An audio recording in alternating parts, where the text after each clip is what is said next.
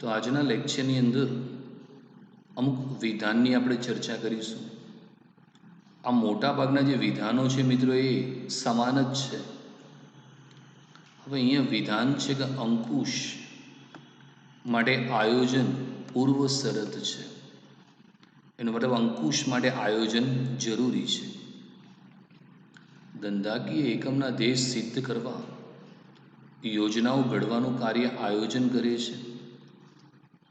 યોજનાઓ મુજબ પ્રવૃત્તિ થાય છે કે નહીં તે જોવાનું કાર્ય અંકુશ દ્વારા થાય છે. અંકુશના કાર્યમાં આયોજનના ધોરણો સાથે કામગીરીના પરિણામોને સરખાવવામાં આવે છે અને વિચલનો જણાતા સુધારાત્મક પગલાં લેવામાં આવે છે. આમ અંકુશના કાર્ય માટે આયોજન એ પૂર્વ શરત છે. તો મિત્રો કોઈ પણ જગ્યાએ તમારે અંકુશ રાખવો હોય તો અંકુશ ત્યાં જ રાખી શકાય કે જ્યાં તમારી પાસે આયોજન હોય. કારણ કે આયોજન વગર અંકુશ નિરર્થક બની જાય છે. તમારી બોર્ડની પરીક્ષાનું આયોજન થાય તો જે તે સેન્ટર પર અંકુશ રાખવા બોર્ડ સ્કોડ કે સુપરવાઇઝર કે સીસીટીવી કેમેરા દ્વારા તમારા પર અંકુશ રાખશે. પણ હાલની પરિસ્થિતિની અંદર બોર્ડની પરીક્ષાઓ નથી તો એવા સંજોગોમાં કોઈ અંકુશની જરૂરિયાત રહેતી નથી. કેમ કે કોઈ પણ ધંધાકીય એકમ છે એની અંદર સર્વપ્રથમ આયોજન કરવામાં આવે છે. આયોજનમાં ધંધાના હેતુ મતલબ ધ્યેય, નીતિ, વિધિ, નિયમ, કાર્યક્રમ, વ્યૂહરચના, અંદાજપત્ર એ ઘડવામાં આવે છે. અને એકવાર આ યોજનાઓ કે ધ્યેય નક્કી થઈ ગયા ત્યાર પછી એ જોવામાં આવે છે કે ધંધાકીય એકમમાં દરેકે દરેક યોજના જે નક્કી કર્યું હતું એ મુજબ થાય છે કે નહીં તે જોવાનું કામ અંકુશ કરે છે. આયોજન મુજબ કાર્ય થઈ રહ્યું છે કે નહીં તે જોવું અને જરૂર જણાય તો સુધારાલક્ષી પગલાં લેવા એને અંકુશ કહે છે. અંકુશની અંદર શું કરવાનું હોય મિત્રો? આયોજનમાં તમે જે ધોરણ નક્કી કર્યું હોય, જે લક્ષ્યાંક નક્કી કર્યા હોય એને વાસ્તવિક જે પરિણામ છે એની જોડે સરખાવવામાં આવે. જેમ કે તમે નક્કી કર્યું કે રોજના 1000 એકમનું ઉત્પાદન થવું જોઈએ તો તમે ઉત્પાદનનું ધોરણ નક્કી કર્યું 1000. હવે સાંજે રિપોર્ટ મળે એમાં કેટલું ઉત્પાદન થયું એનો રિપોર્ટ મળે તો એની જોડે સરખાવવાનું કે તમારો અંદાજિત લક્ષ્યાંક 1000નો હતો અને વાસ્તવિક માની લો કે ઉત્પાદન 970 થયું તો વિચલન ઉદ્ભવ્યું. કારણ કે અંદાજિત લક્ષ્યાંક અને વાસ્તવિક પરિણામ વચ્ચે જે તફાવત આવે ને વિચલન કહેવામાં આવે. એટલે તરત જ સુધારાલક્ષી પગલાં લેવાનું કામ અંકુશ કરે છે. પણ તમે આયોજનમાં લક્ષ્યાંક નક્કી કર્યો તો તમે સુધારાત્મક પગલાં લઈ શક્યા ને. એટલે તમારે અંકુશ ત્યારે જ રાખી શકાય કે જ્યાં તમારી પાસે આયોજન હોય. આયોજન વગર અંકુશ નિરર્થક છે. તો એમ કહી શકાય કે અંકુશના કાર્ય માટે આયોજન એ પૂર્વ શરત છે. એટલે પહેલાં આયોજન થવું જોઈએ ત્યારબાદ જ અંકુશ રાખી શકાય છે. ત્યાર પછી છે મિત્રો આયોજન અંકુશનો જન્મદાતા છે. આ બધા વિધાન મિત્રો એક સરખા જ છે બધા. આયોજનને કારણે અંકુશના કાર્યનો જન્મ થાય છે. આયોજનમાં નક્કી કરેલી પ્રવૃત્તિઓ પર અંકુશ રાખવાનો હોય છે. તેથી આયોજન વગર અંકુશનું કાર્ય અસ્તિત્વમાં આવી શકે નહીં. આ હકીકતને ધ્યાનમાં રાખીને આયોજનને અંકુશનો જન્મદાતા તરીકે ઓળખવામાં આવે છે. મિત્રો દરેક સંચાલન શાસ્ત્રીએ પોતાની અલગ અલગ વાતની રજૂઆત કરી છે. બધાનો સાર તો છેલ્લે એક જ થાય છે. કોઈ કહે છે કે આયોજન અને અંકુશ એક સિક્કાની બે બાજુઓ છે. તો કોઈ સંચાલન શાસ્ત્રી કે જે આયોજન અને અંકુશ પરિવર્તનની સામે રક્ષણ આપે છે, તો કોઈ સંચાલન શાસ્ત્રી એમ કે જે અંકુશ માટે આયોજન પૂર્વ શરત છે. તો અહીંયા કે છે આયોજન એ અંકુશનો જન્મદાતા છે. એનું કારણ એ છે કે સંચાલનનું સર્વપ્રથમ કાર્ય કોઈ હોય તો આયોજન છે. અને જ્યાં જ્યાં મિત્રો આયોજન હોય ત્યાં ત્યાં એને પાર પાડવા માટે અંકુશ જરૂરી છે. એટલે અંકુશનો જન્મ કોણે આપ્યો? આયોજન. કારણ કે જ્યાં જ્યાં આયોજન હોય ત્યાં અંકુશ જોઈએ. એકલો અંકુશ કામ ના કરે. હાલ સ્કૂલો બંધ છે તો અત્યારે કોઈ સ્કોડ કે સીસીટીવી કેમેરાથી તમે વિદ્યાર્થી પર અંકુશ ના રાખી શકો. પણ જે દિવસે પરીક્ષા સ્ટાર્ટ થઈનું આયોજન થઈ જાય ત્યારે તમારે અંકુશ માટે જરૂર પડશે. તો મિત્રો આયોજનના કારણે જ અંકુશનો જન્મ થયો છે. અંકુશનું કાર્ય શું છે? કે આયોજન જે છે એ માર્ગ નક્કી કરે અને એ માર્ગમાં આવતા અવરોધો છે, મુશ્કેલીઓ છે, એને દૂર કરવાનું કામ અંકુશ રાખે છે. અંકુશનો મુખ્ય હેતુ એ છે કે આયોજનમાં જે પણ પ્રવૃત્તિ નક્કી થઈ છે ખરેખર એ મુજબ કાર્ય થાય છે એ જોવાનું કામ અંકુશ કરે છે. અને આયોજન ના હોય તો અંકુશ અસ્તિત્વમાં આવી શકે નહીં. એકલો અંકુશ કંઈ કામ ના કરી શકે. આયોજન હોય ત્યાં ત્યાં અંકુશ જોવા મળે છે. એટલે આ હકીકતને આપણે ધ્યાનમાં રાખીને એમ કહી શકાય કે આયોજન એ અંકુશનો જન્મદાતા છે. કારણ કે અંકુશને જન્મ આપનાર આયોજન છે. જ્યાં જ્યાં આયોજન હોય ત્યાં પાર પાડવા માટે અંકુશ જરૂરી છે. સંચાલનનું સર્વપ્રથમ કોઈ કાર્ય હોય તો એ આયોજન છે અને સંચાલનનું કોઈ અંતિમ કાર્ય હોય તો એ અંકુશ છે. આમ કહી શકાય કે આયોજન એ અંકુશનો જન્મદાતા છે. હવે મિત્રો છેલ્લો ક્વેશ્ચન છે અંકુશની પ્રક્રિયાના તબક્કા. The stages of the controlling process. અંકુશ એ સર્વવ્યાપી અને સતત ચાલતી પ્રક્રિયા છે. દરેક ધંધાકીય એકમની આગવી વિશેષતાઓ હોય છે જેથી અંકુશ રાખવા માટેની પ્રક્રિયા બધા એકમો માટે એક સરખી હોઈ શકે નહીં.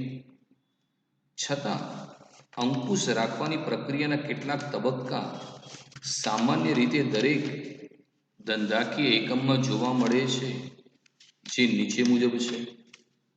તો આપણે અંકુશના કેટલા તબક્કા છે એની આપણે વાત કરવા જઈ રહ્યા છીએ મિત્રો. તો અંકુશ જે છે એની વાત કરીએ આપણે. તો અંકુશનો મતલબ થાય પ્રયત્નો અને પરિણામ તથા સાધન અને ઉદ્દેશ વચ્ચે સમતુલા સાધવાનું કાર્ય એટલે અંકુશ. અંકુશ એ સર્વવ્યાપી છે અને સતત ચાલતી પ્રક્રિયા છે. સર્વવ્યાપી એટલે દરેકે દરેક જગ્યાએ તમને અંકુશ જોવા મળે. ધાર્મિક ક્ષેત્ર, સામાજિક ક્ષેત્ર, રાજકીય ક્ષેત્ર, રમતગમતનું ક્ષેત્ર, ત્યાં પણ અંકુશ હોય. અને સતત ચાલતી પ્રક્રિયા છે એટલા માટે કે જે દિવસથી ધંધાકીય એકમની શરૂઆત થાય એ જ દિવસથી આયોજન થાય અને જ્યાં જ્યાં આયોજન હોય એને પાર પાડવા અંકુશની જરૂરિયાત હોય છે. અને દરેકે દરેક ધંધાકીય એકમ છે એની ચોક્કસ વિશિષ્ટતાઓ જોવા મળે છે. અને અંકુશ છે દરેક જગ્યાએ એક સરખું ના હોય. સ્કૂલ છે તો એની અંદર અંકુશ રાખવા માટે પ્રિન્સિપાલની જરૂર છે. તો બેંકની અંદર પ્રિન્સિપાલની જરૂર નથી, ત્યાં મેનેજર દ્વારા અંકુશ રાખવામાં આવશે. કંપની છે તો એના પર મેનેજિંગ ડિરેક્ટર કે સીઈઓ દ્વારા અંકુશ રાખવામાં આવશે. એટલે જે પ્રકારનું તમારું ધંધાકીય એકમ હોય એ પ્રકારે અંકુશની જરૂરિયાત રહેલી છે. હવે અંકુશના તબક્કા 5 તબક્કા મિત્રો યાદ રાખજો. પહેલું છે મિત્રો ધોરણોની સ્થાપના. બીજું છે માહિતીનું સંપાદન, ત્રીજું છે કામગીરીનું માપન, ચોથું છે થયેલ કામગીરીની સ્થાપિત ધોરણો સાથે સરખામણી, અને પાંચમું છે સુધારાલક્ષી પગલાં. હવે પહેલાની ચર્ચા કરીએ ધોરણોની સ્થાપના. તો ધોરણોની સ્થાપના, અંકુશ પ્રક્રિયાની શરૂઆત ધોરણોની સ્થાપના કરવાથી થાય છે. ધોરણો કે પ્રમાણે એક પ્રકારના માપદંડ છે જેની સાથે થયેલ કામગીરીને સરખાવીને તેનું મૂલ્યાંકન કરવામાં આવે છે. આમ અંકુશનો આધાર પૂર્વ નિર્ધારિત ધોરણો છે. નિર્ધારિત ધોરણો મુજબ કામ થાય છે કે નહીં તે જોવાનું કાર્ય અંકુશનું છે. નિર્ધારિત ધોરણો સંખ્યાત્મક કે ગુણાત્મક હોઈ શકે છે. આ ધોરણે જેમને પાર પાડવાના છે તેઓ સમજી શકે તેવા સરળ હોવા જોઈએ. આવા ધોરણો ભૌતિક, પડતર, આવક, મૂડી વગેરેના પ્રમાણોનો સમાવેશ થાય છે. આ ઉપરાંત નફાના લક્ષ્યાંક, ઉત્પાદનનો લક્ષ્યાંક, ખર્ચનો લક્ષ્યાંક વગેરે હોઈ શકે.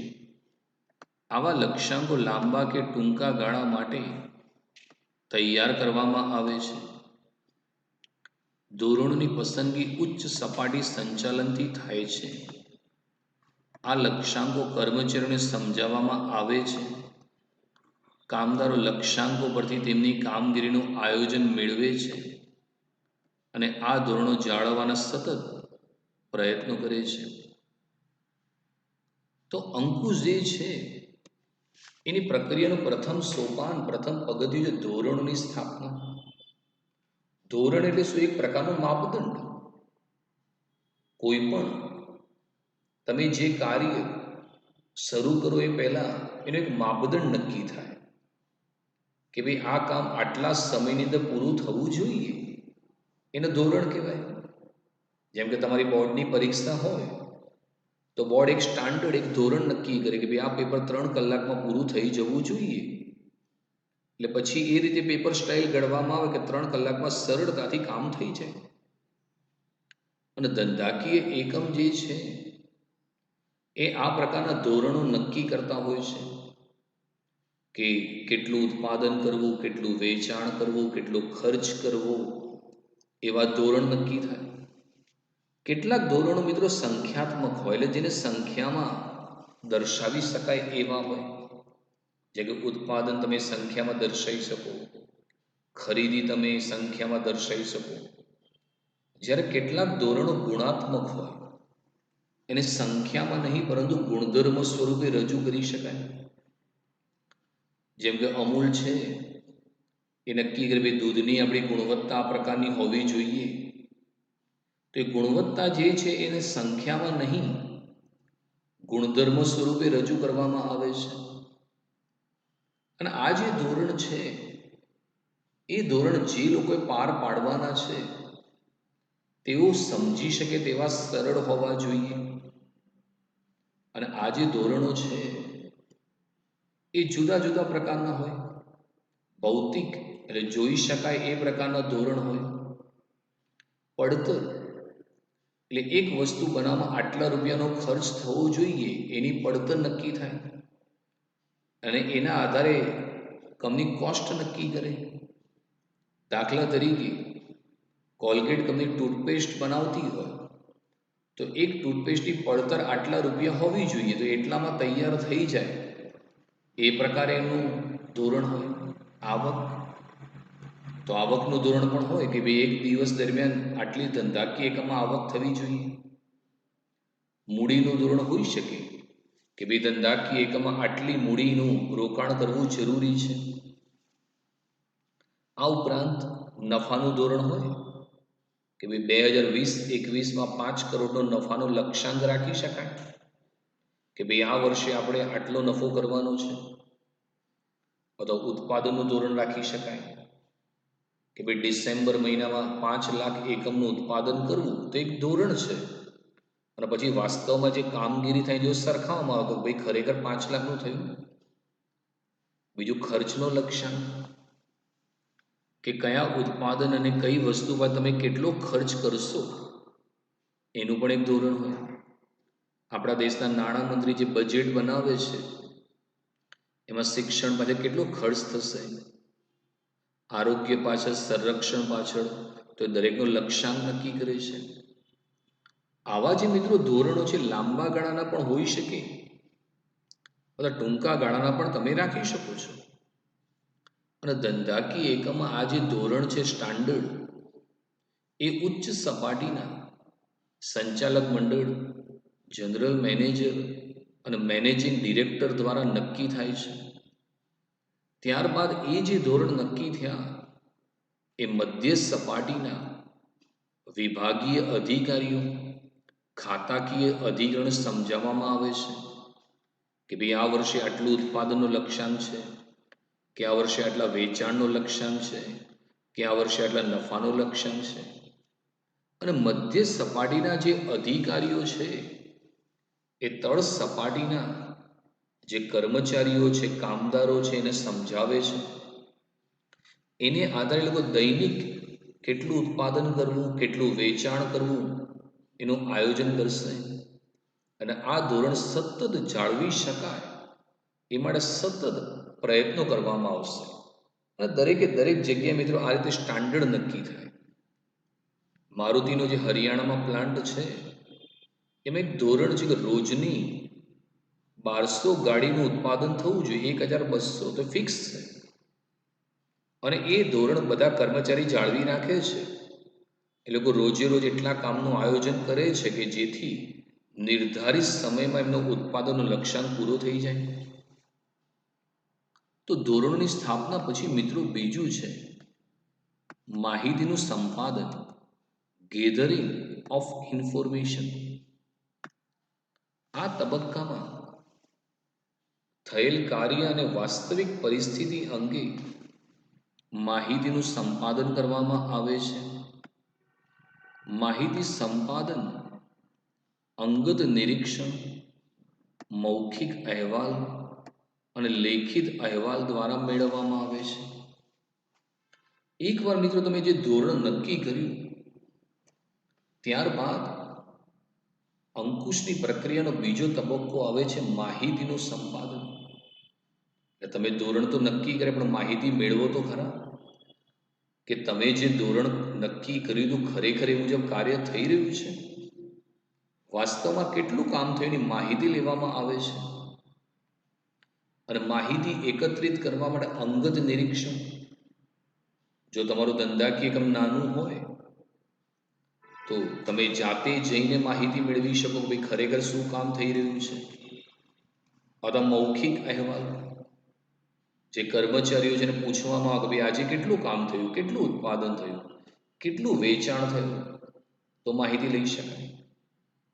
લેખિત અહેવાલ, જે કર્મચારીઓ છે જ્યારે ધંધાકીય એકમ ખૂબ મોટું થઈ જાય તો લેખિત અહેવાલ સ્વરૂપે માહિતી મેળવી શકાય. એક્ઝામ્પલ તરીકે જે તળ સપાટીના જે સુપરવાઇઝર હોય એ રોજે રોજ રિપોર્ટ તૈયાર કરશે અને એ મધ્ય અને ઉચ્ચ સપાટીને મોકલી આપશે કે ભાઈ આજે ધંધાકીય એકમમાં આટલી કામગીરી થઈ છે. તો તમે લેખિત અહેવાલ દ્વારા પણ માહિતી મેળવી શકો છો. તમે 3 પ્રકારે માહિતી એકત્રિત કરી શકો છો. એક અંગત નિરીક્ષણ દ્વારા, મૌખિક અહેવાલ દ્વારા અને લેખિત અહેવાલ દ્વારા. ત્યારબાદ છે ત્રીજું મિત્રો કામગીરીનું માપન, મેઝરિંગ પરફોર્મન્સ.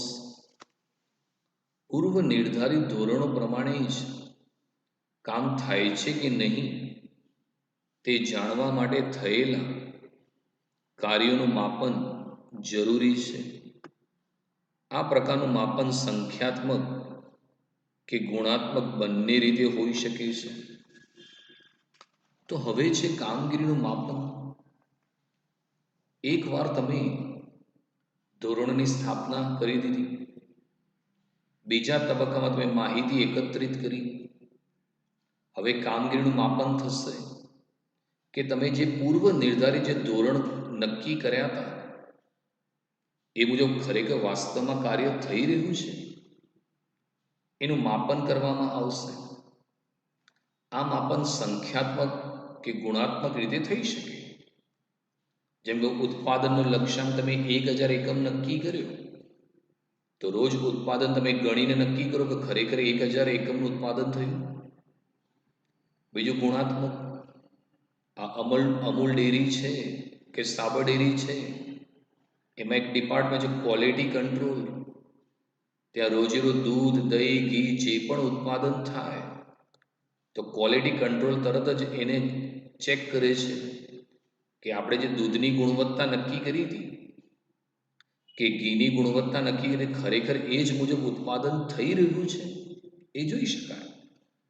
અને માનો કે રોજ તમે નક્કી કર્યું હોય કે ભાઈ રોજનું 5000 કિલો ઘી બનવું જોઈએ, ઉદાહરણ તરીકે, તો તમે જોઈ શકો કે કેટલા ડબ્બા બન્યા, કેટલું ઉત્પાદન થયું, તો તમે તમારી કામગીરીનું માપન કરી શકો છો.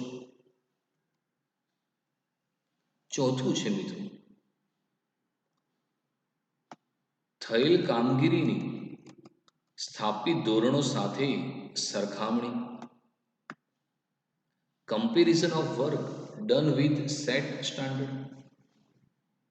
અંકુશના આ તબક્કામાં ખરેખર થયેલ કામગીરી કે કાર્યોની માહિતી એકત્રિત કર્યા પછી તેને સ્થાપિત ધોરણો સાથે સરખાવવામાં આવે છે.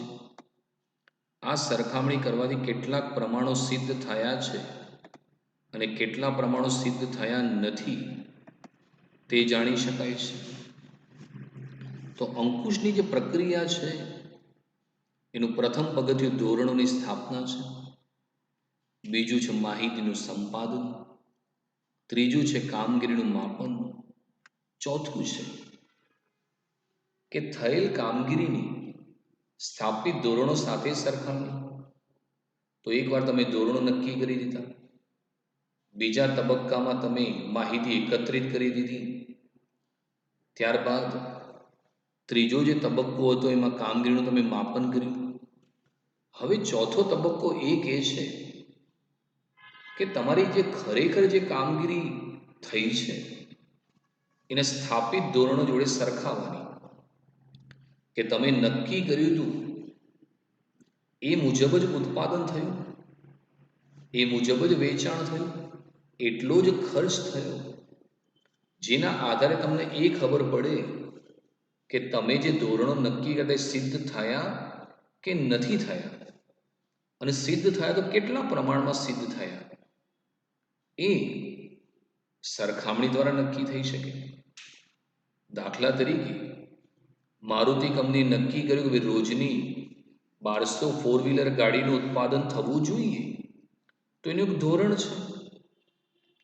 અને રોજ સાંજે રિપોર્ટ મળે એને આધારે તમે સરખામણી કરો કે ભાઈ તમે 1200નું ઉત્પાદનનું લક્ષ્યાંક હતો એની સામે કેટલું ઉત્પાદન થયું, તમારા કેટલા પ્રમાણો સિદ્ધ થયા છે, એ તમે જાણી શકો છો. તો ચોથા તબક્કાની અંદર ધંધાકીય એકમમાં જે વાસ્તવિક કામગીરી થઈ ને સ્થાપિત ધોરણો સાથે સરખામણી કરવામાં આવે છે, અને જો એ બંનેની વચ્ચે જો તફાવત સર્જાય તો એને વિચલન કહેવામાં આવે છે. જેમ કે તમે 1200 ફોર વ્હીલર ગાડીનું ઉત્પાદનનું લક્ષ્યાંક નક્કી કર્યું અને ખરેખર 1100 ફોર વ્હીલર ગાડી તૈયાર થઈ, તો અંદાજિત 1200 હતા, વાસ્તવમાં 1100 થઈ, તો 100નું ઉત્પાદન ઓછું થયું, તો એને વિચલન કહેવામાં આવશે. છેલ્લો તબક્કો જો સુધારાલક્ષી પગલાં, કરેક્ટિવ મેજર્સ. સુધારાલક્ષી પગલાં એ અંકુશ પ્રક્રિયાનો છેલ્લો તબક્કો છે. કાર્યનું મૂલ્યાંકન કરી સ્થાપિત ધોરણો સાથે સરખામણી કરવામાં આવે છે અને વિચલન જણાય તો તે દૂર કરવા સુધારાલક્ષી પગલાં લેવાય છે. આ માટે નીચે દર્શાવેલ 3 પૈકી કોઈ પણ યોગ્ય પગલાં લેવામાં આવે છે. સુધારાલક્ષી પગલાં તો અંકુશની પ્રક્રિયાનો મિત્રો આ છેલ્લો તબક્કો છે. તબક્કા મિત્રો ફરી એકવાર યાદ રાખજો. પહેલા ધોરણોની સ્થાપના છે, બીજું છે માહિતીનું સંપાદન, ત્રીજું છે કામગીરીનું માપન, ચોથું છે થયેલ કામગીરીની સ્થાપિત ધોરણો સાથે સરખામણી, અને છેલ્લો તબક્કો છે સુધારાલક્ષી પગલાં. એટલે એક વખતે તમે કાર્યનું મૂલ્યાંકન કર્યું અને તમે જે ધોરણ નક્કી કર્યા તેની જોડે સરખાયા અને જો વિચલન જણાય તો સુધારાલક્ષી પગલાં લેવામાં આવે છે. તે પગલાં કઈ રીતના હોઈ શકે એની વાત કરીએ. પહેલું છે કે પરિસ્થિતિમાં ફેરફાર ન કરવો. સ્થાપિત ધોરણની સરખામણી કર્યા પછી પ્રાપ્ત થયેલા વિચલનો જો સામાન્ય હોય તો તે સ્વીકારવામાં આવે છે. આ માટે કોઈ સુધારાલક્ષી પગલાં લેવામાં આવતા નથી, અર્થાત પરિસ્થિતિમાં ફેરફાર થતો નથી. હવે માની લો કે એવું બન્યું કે જે વાસ્તવમાં કામગીરી થઈ છે એને તમે સ્થાપિત ધોરણો જોડે સરખામણી કરી અને વિચલન સામાન્ય મળ્યું. ઉદાહરણ આપો કે મારુતિ કંપની રોજના 1200 ફોર વ્હીલર ગાડીનો લક્ષ્યાંક રાખ્યો હતો અને વાસ્તવમાં 1200 જ ગાડી થઈ તો વિચલન સામાન્ય છે, એને સ્વીકારી લેવામાં આવે અને કોઈ સુધારાલક્ષી પગલાં લેવામાં ન આવે. એટલે પરિસ્થિતિમાં કોઈ ફેરફાર કરવાની જરૂર નથી. અથવા એવું બને કે તમારો 1200નો લક્ષ્યાંક હોય એની સામે 1210 ઉત્પાદન થયું તો એ વિચલન અનુકૂળ છે, બહુ સારું કહી શકાય. કારણ કે લક્ષ્યાંક 1200ની સામે 1210 થયા તો પછી કોઈ સુધારાલક્ષી પગલાં લેવાના નથી, કારણ કે લક્ષ્યાંક કરતાં પણ ખૂબ સારું કામ થઈ રહ્યું છે. એટલે પરિસ્થિતિમાં ફેરફાર કરવાનું નથી. ત્યારબાદ બીજું છે પરિસ્થિતિમાં ફેરફાર કરી વિચલનો દૂર કરવા. સ્થાપિત ધોરણો અને વાસ્તવિક ધોરણો વચ્ચે જો મોટો તફાવત આવે કે વિચલન ઉદ્ભવવાના કારણો તપાસી તે દૂર કરવા જરૂરી સુધારાલક્ષી પગલાં લેવાય છે. હવે એવું બને કે તમે જે ધોરણ નક્કી કર્યું હતું અને જે વાસ્તવિક પરિણામ મળ્યું એની વચ્ચે મોટો તફાવત આવી ગયો. દાખલા તરીકે તમે 1200 ફોર વ્હીલર ગાડીનું ઉત્પાદનનો લક્ષ્યાંક રાખ્યો હતો, એ તમારું સ્થાપિત ધોરણ છે અને વાસ્તવમાં 1000 ફોર વ્હીલર ગાડીનું જ ઉત્પાદન થયું તો ધોરણ 1200નું હતું અને વાસ્તવમાં 1000 થયું તો તમારા લક્ષ્યાંક કરતાં 200નું ઉત્પાદન ઓછું થયું. તે પ્રતિકૂળ વિચલન ઉદ્ભવ્યું છે. તો કેમ 200નું ઉત્પાદન ઓછું થયું? એ વિચલન ઉદ્ભવવાના કયા કારણો હતા? મજૂરો બરાબર કામ નથી કર્યું, સુપરવાઇઝર બરાબર કામ નથી કરતો, યંત્રો બરાબર કામ નથી કરતા. એ કારણોની તપાસ કરવામાં આવે અને તરત જ સુધારાલક્ષી પગલાં લેવામાં આવે જેથી આ વિચલનોને દૂર કરી શકાય. ત્રીજું છે ધોરણોમાં ફેરફાર કરી નવા ધોરણો સ્થાપવા. સ્થાપિત ધોરણો સતતપણે સિદ્ધ થઈ શકતા ન હોય એનો અર્થ એ થાય છે કે સ્થાપિત ધોરણો ઊંચા છે, તેમાં ફેરફાર કરવો જરૂરી બને છે.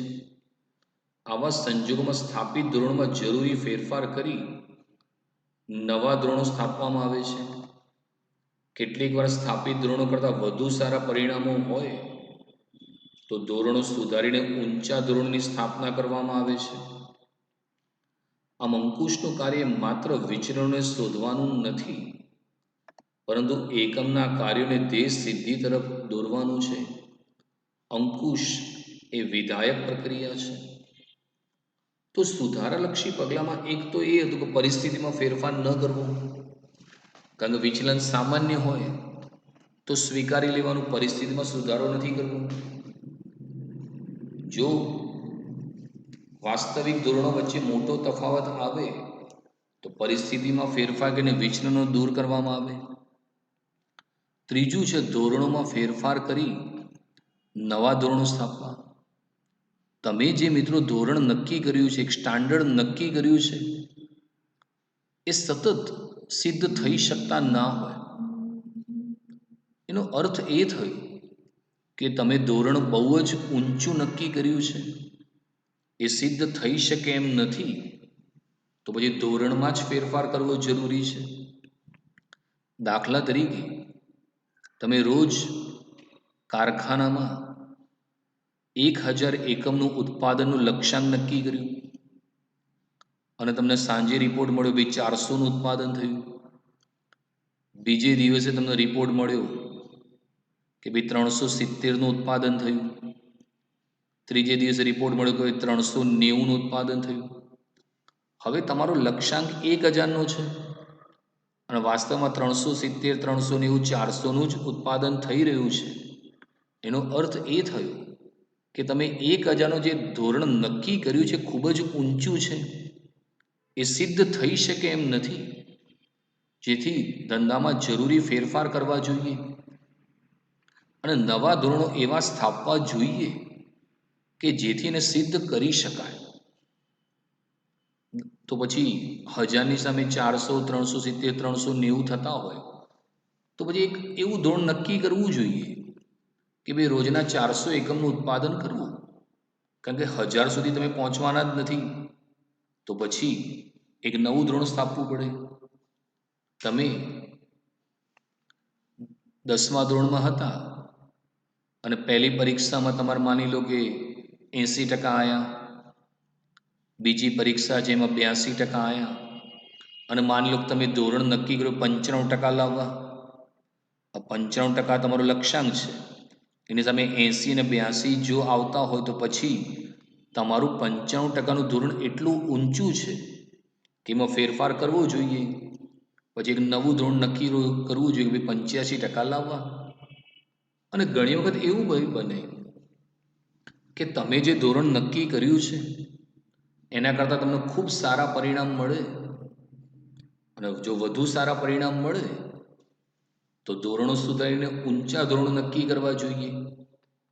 એક્ઝામ્પલ આપું કે તમારો પરીક્ષાનો ટાર્ગેટ 85% લાવવાનો હોય તો પહેલી પરીક્ષામાં 87% આવ્યા, બીજીની અંદર તમારા 89% આવ્યા.